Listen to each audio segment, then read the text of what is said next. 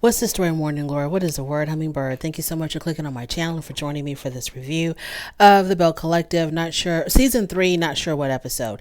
So my DVR began recording 5 minutes after the show started. So I don't know what happened the first 5 minutes. What I started seeing was Gucci's charity event, and it was the part towards the end of her event, I think, when she was having a conversation with Sanjay and Sky. Star was not there. So she was thanking the girls for showing up. The girls were thanking her for being invited.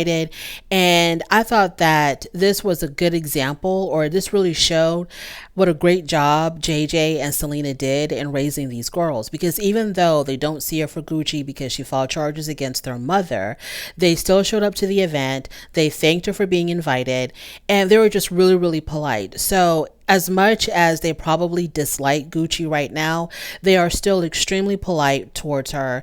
And it just shows like how well they were raised. Now, I understand there's been a lot of ups and downs and then becoming a blended family throughout the years, ever since they were really small. But still, it just really shows that through it all, at the end of the day, these are some very well-raised children, very well-raised girls.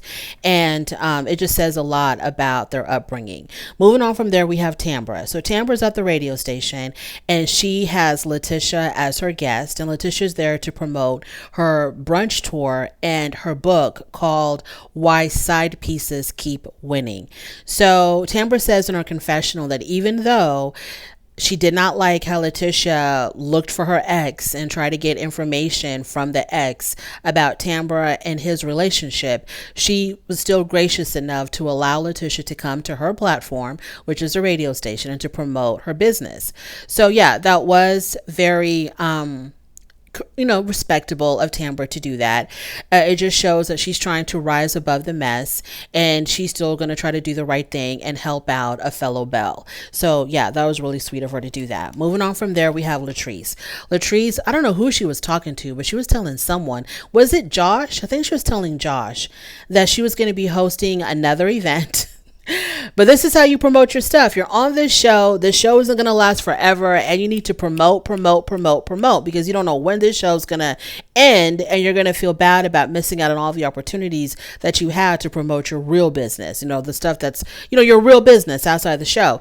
So she's talking about how she's going to have another event to celebrate the fact that her edge control is going to be distributed nationwide. So it's going to be in stores across the nation. I think it was Josh that she was talking to. They asked her, did you invite everybody? And she says yes, she invited everybody because she's always going to, whatever. So everybody's invited, but we'll see exactly who's actually going to show up. Moving on from there, we have, oh, by the way, her building that she bought from the other real estate agent, or the other real estate agent helped her buy. Cliff was working on that building because it has to be heavily renovated. And I guess when Cliff isn't, when her and Cliff are not getting along, when Cliff ain't liking her that day, he doesn't show up at the building to help out. But when things are good, I guess he's there. So he's really on and off. And because he's so unpredictable and inconsistent, she has her brother be the one to oversee the renovations at this new building. Moving on from there, we have Tambra. So Tambra says in her confessional, tonight I'm going out on a date with Demond. So her and Demond are having a date night, and I guess their relationship has improved from the last time that she talked about Demond, because the last time that she talked about Demond, I could have sworn she was saying that she wanted her own space. She needed to get away from him. He didn't really appreciate what she did, because he says all you do is sit around and give shout outs out all day. And so he was kind of like, disrespecting or minimizing what she did for a living. She wanted to have her own space. And she talked about how she felt bamboozled because he promised her that he was going to marry her once they started living together, because she was really adamant that she will not live with someone without a ring. But she moved in with him on the promise that he was going to propose to her, and that has yet to happen. But their date night goes well, I guess. I thought he was going to propose, but that didn't happen. And she's talking about how he is renovating the house so that he can add all of this extra space for her. Just like the way a man has a man cave, now she's gonna have her own personal space. I think she called it a cat cave. I'm not sure, but he's building a room for her whatever, her own little personal space. He's increasing the size of the. He's doing something. He's renovating this house to her liking to keep her around. But if he really wants to keep her around, because that's what Tamper tells us, that he's renovating the home to keep her. If you really want to keep her, demand, why don't you propose marriage? Because that's what she really wants. Moving on from there, Akeisha's at the doctor's office. Her blood pressure is normal, and the doctor was asking her, what do you think led to your high blood pressure? And she says that she was very anxious as an older mother. She's been very worried about her children. The whole process has been kind of difficult for her to get the children. Now she's got the kids, and she's always worried about her children. That might lead to her anxiety, which might lead to her high blood pressure. So the doctor recommends giving her a prescription. And she's like, no, I'd rather find alternate methods to control my anxiety. And I'm like, yes, because in this country, doctors are really quick to push prescriptions on you. Now, sometimes you can't avoid it. You do need the medicine, but I think in a lot of situations, there's alternative methods to the cure, to getting a cure of whatever ails you. Not whatever ails you. Of course, if you have something as serious as cancer or something like that, you have to have treatment. But I'm just saying that you can have like a cold and the doctor's giving you a prescription. You could have bumped your toe against the coffee table. The doctor's giving you a prescription. So they're really heavy on prescriptions. So I like the fact that Akeisha stood up for herself and she was like, nah, I'm going to try to find some other methods to get my anxiety under control. Moving on from there, we have Latrice. It's her edge control event. Everyone that was invited showed up. Marie wasn't there, but I don't know if she was. I guess she was invited. Marie wasn't there, and for some reason, Akeisha wasn't there. So Latrice announces that her product is going to be available nationwide, and everybody claps for her. And then she gives some type of a speech about friendship. And Gucci in her confessional, she wasn't buying it. She was like, it did not sound genuine at all when she was talking about friendship. So yeah, Gucci still doesn't see it for Latrice. Moving on from there, we have Letitia. It is the kickoff of her brunch tour. So I don't know if she sold tickets, but if she did sell tickets, it looked like they were sold out because the line went around the building of all the people that showed up for this brunch event. It was at full capacity.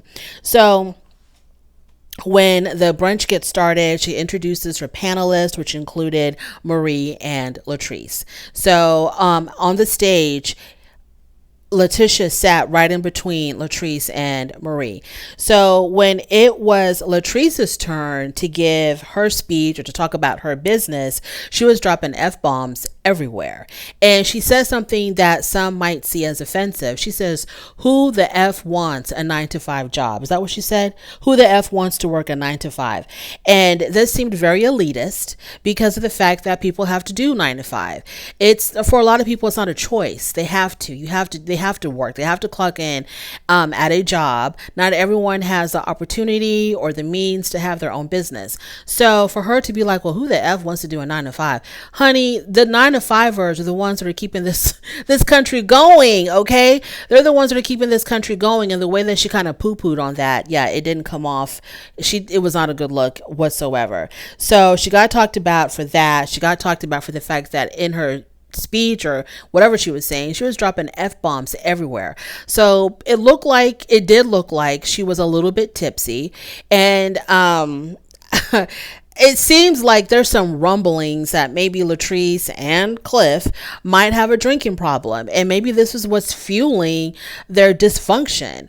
I don't know, but for Latrice to be at this event and already kind of like, tipsy a little bit, it was unprofessional and it wasn't right. It was not a good look for her at all. If anything, you should control yourself when you're going to be giving a speech, where you're going to be a part of a panel and people are going to be watching you. You would think that, if you're going to control yourself at any point in your life, this would be that point. And then anywhere else, you can do what you want, but yeah, it didn't look right at all. And so Marie says in her confessional that Latrice is turning to alcohol to deal with her life.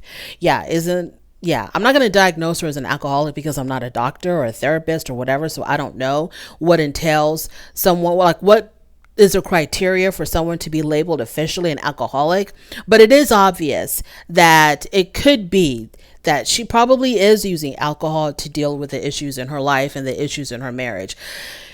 Yeah. I was really disappointed in Latrice, because she does have, from what she says, she does have a very successful business, and this was a good opportunity to talk about how you achieved this success to these entrepreneurs, these wannabe entrepreneurs. And here you are kind of looking messy and sloppy and, not really conducting yourself in a professional manner. So yeah, another guest was there, and she said, she was talking about real estate, and she said something about how there are no $400,000 homes in Jackson. And that was also offensive, because she made it seem like Jackson was this very poor, downtrodden city where there's nobody there that's living in the lap of luxury. There's no high-end homes. There's no wealthy people there. And so Letitia gave the mic to Gucci for her to kind of explain a little bit more and to clarify exactly what does the real estate market look like in Jackson. And Gucci said there are $400,000 homes. There's $1 million homes. There's multi-million-dollar homes in Jackson. So Latrice and Cliff. Okay, so that was the end of that. That was the end of the little brunch event. Now I wanted to talk about Latrice and Cliff. So Latrice and Cliff, like I said before, there's like this rumbling going on about the possibility that they may be alcoholics. And